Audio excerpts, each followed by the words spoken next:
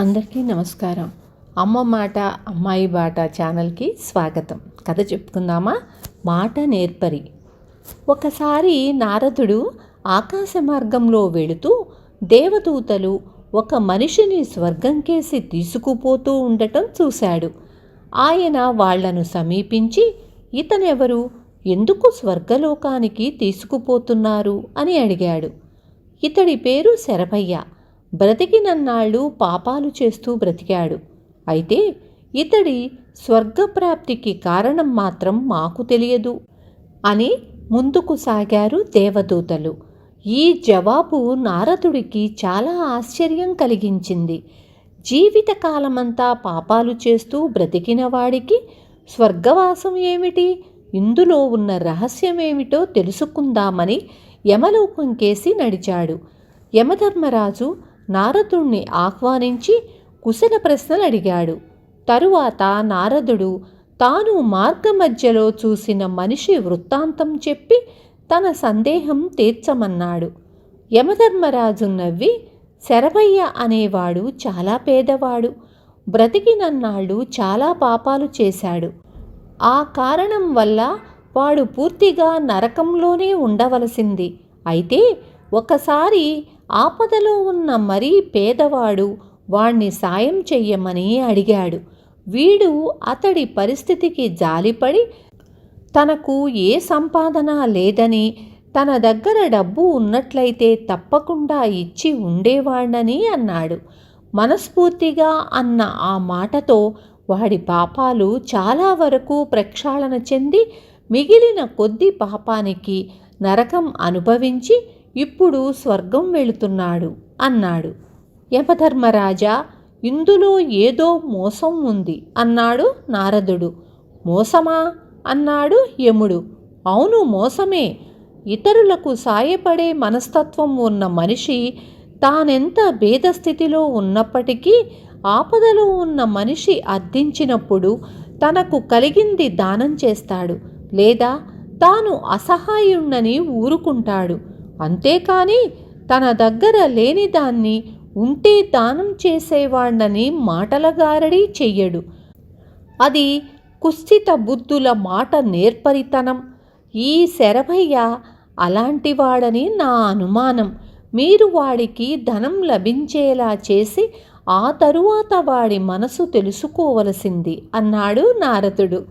యమధర్మరాజు కింకరులను పంపి స్వర్గద్వారం సమీపిస్తున్న శరభయ్యను తిరిగి రప్పించాడు.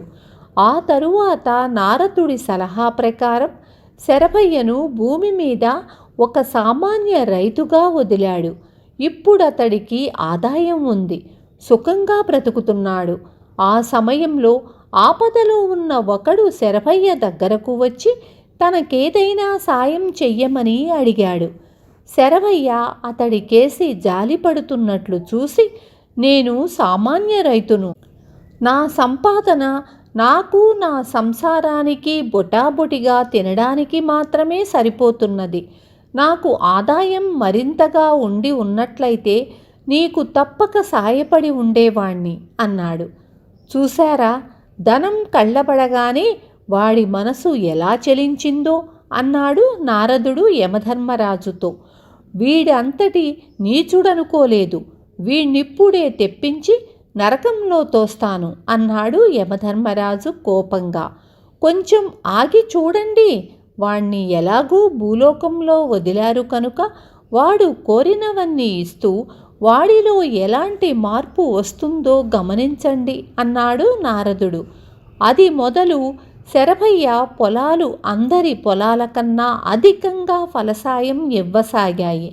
ఆ విధంగా 4 ఏళ్లు గడిచేసరికి శరభయ్య ఊరి మధ్యలో అందమైన భవంతి కట్టించాడు. ఆపదలో ఉన్న మరొక మనిషి శరభయ్య దగ్గరకు వచ్చి తన గోడు చెప్పుకొని ఏదైనా సాయం చెయ్యమని అడిగాడు. శరభయ్య అతడి పట్ల సానుభూతి కనబరుస్తూ, ఈ మధ్య ఇల్లు కట్టించి పీకలోతున అప్పుల్లో మునిగి ఉన్నాను, నీకేం సాయం చెయ్యగలను చెప్పు అన్నాడు. ఆ మరుసటి ఏడే శరభయ్య ఆసారి వచ్చిన పంట రాబడితో చిన్న తరహా వ్యాపారం మొదలుపెట్టాడు. అది బాగా కలిసి వచ్చింది. ఆ వచ్చిన లాభాల్లో కొంత ఖర్చు చేసి అతడు పట్నంలో పెద్ద మేడ కట్టడమే కాక వ్యాపారాన్ని మరింతగా వృద్ధిపరిచాడు. కష్టాల్లో ఉన్న మరొక మధ్యరకం మనిషి శరభయ్య వద్దకు వచ్చాడు. శరభయ్య అతడు చెప్పిందంతా శ్రద్ధగా విని ఆ మధ్య పట్నంలో కట్టిన ఇంటి కోసం చేసిన అప్పుతో నలిగిపోయి ఈ మధ్యనే దాన్నుంచి బయటపడి కొంత తేలిగ్గా ఊపిరి తీసుకోగలుగుతున్నాను. మా పిల్లలిద్దరినీ రాజధానిలో చదివిస్తున్నాను. వాళ్ల చదువుకు బోలెడంత ఖర్చవుతున్నది. లేని పక్షంలో నీకు తప్పక సాయపడి ఉండేవాణ్ణి అన్నాడు. ఆ తరువాత శరభయ్యకు వ్యాపారంలో పెద్ద ఎత్తున లాభాలు వచ్చి 4 పెద్ద ఓడలు కొన్నాడు. వాటిని ఉపయోగించి విదేశాల్లో వర్తకం చెయ్యసాగాడు. అందులోనూ బాగా కలిసి వచ్చి కొద్ది కాలంలో కోటీశ్వరుడయ్యాడు. ఇప్పుడు శరభయ్య రాజ్యంలోని ప్రముఖ ధనవంతుల్లో ఒకడు. ఆ సమయంలో ఒక అనామకుడు శరభయ్య దర్శనానికి వచ్చాడు.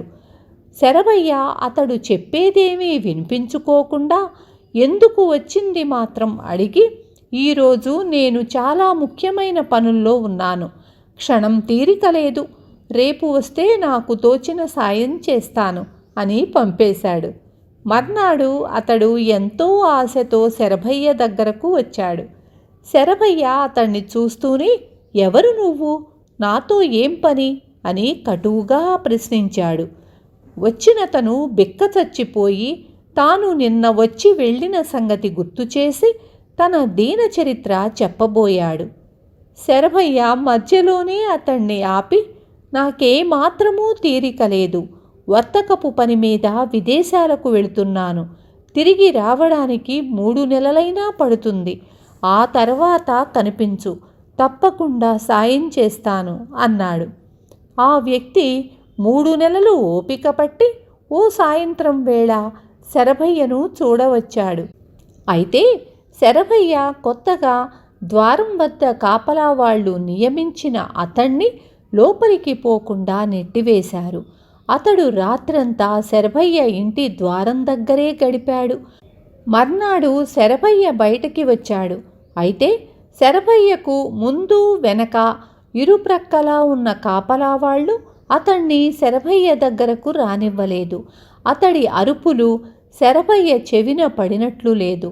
శరభయ్య కొద్ది దూరం నడిచి ప్రత్యేక అశ్వాలు పూంచిన రథం లాంటి వాహనమెక్కి ముందుకు కదిలిపోయాడు. ఇంత పరీక్ష చాలు, వాణ్ణి తెచ్చి నరకంలో పడయ్యండి అన్నాడు నారదుడు. యమధర్మరాజు కింకరులను పంపి శరభయ్యను పట్టి తెప్పించి నరకంలో తోయించాడు. విన్నారు కదా. రేపు మళ్ళీ ఇంకొక మంచి కథతో మీ ముందుకొస్తాను.